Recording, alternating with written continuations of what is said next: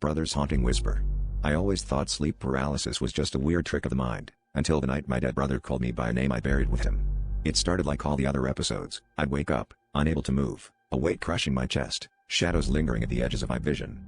But this time, I felt the air go cold, colder than it had ever been, and I swore I could hear distant laughter, echoing like it was coming from the bottom of a well. My room was exactly as I left it, down to the socks on the floor and the blinking blue light of my charger, but there was something different about the darkness. It was thicker, syrupy, pressing against my skin. At the foot of my bed, a figure materialized, hazy, but definitely there. I tried to scream, but my jaw stayed locked. The figure leaned forward, and that's when I realized it was wearing my brother's old baseball cap, the one he never took off, even after Mom told him it smelled like wet dog.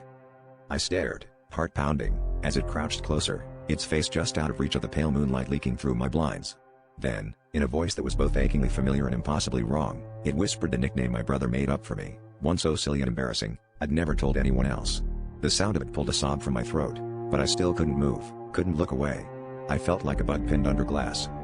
With every syllable, the room grew colder, the shadows stretching until they threatened to swallow me whole. The figure grinned, impossibly wide, and I finally understood, this wasn't a dream, and it wasn't just sleep paralysis. It leaned in, pressing icy lips to my ear, and hissed, "Come play with me," just like before. The next morning, I woke up alone, my brother's cap resting on my chest, and my childhood nickname scratched into the wall above my bed.